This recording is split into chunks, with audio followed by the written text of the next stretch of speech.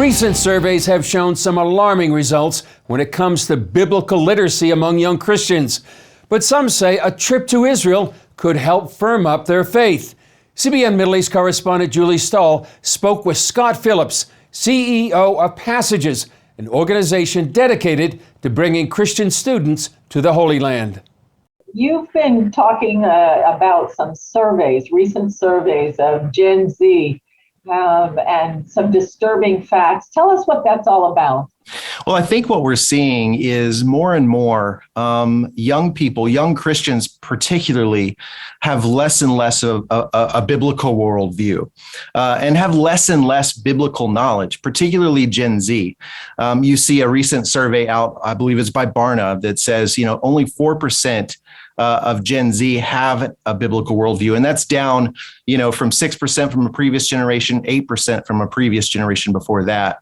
And so I think what you're seeing is just an unfamiliarization with the Bible, I think, which can create theological issues, which can create maybe a distorted view of the Bible and God's story. Yeah, I know there was another survey that also talked about 40% of that generation thought, yeah, Jesus is just like me, he sinned too.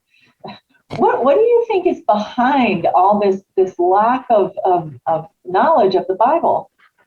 Well, and that's a great question. And I think that particular, theory on why people may have think Jesus sinned is because they have a lack of Bible knowledge.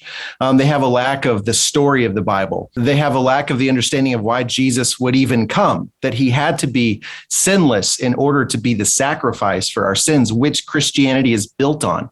But I think a lot of that comes from a lack of knowing the Bible and knowing its full story. So what do you think we could do about that? Well, that's also a good question. I think that, this generation, it's a wonderful generation. I mean, there's so much promise, so much potential, so much calling. And I think that this generation, they want authenticity and they want to touch, they want to feel, they want something tangible. And of course, sometimes faith can't be tangible, but we do have a place called Israel.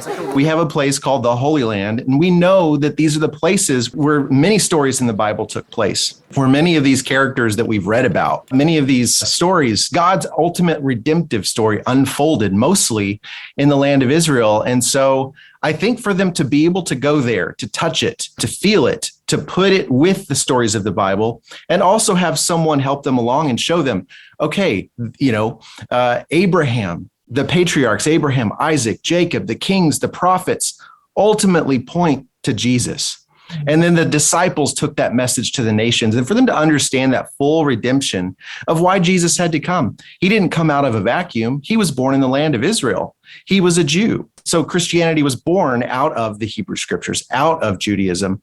And that's important to understand why he even came and why he had to die on the cross, why he had to be a sacrifice for our sins. And so I think if they can come see it and put the stories together in the ultimate redemptive narrative, touch, feel it, and know that it's a tangible thing, that it was real. We hear that time and time again with our students. So anything you'd like to add, Scott? If we can just get more and more next generation Christian leaders over to the land where their faith was born so they can just encounter their spiritual heritage and get in touch with those deep roots, I think we're going to have a firmly rooted next generation of Christian leaders.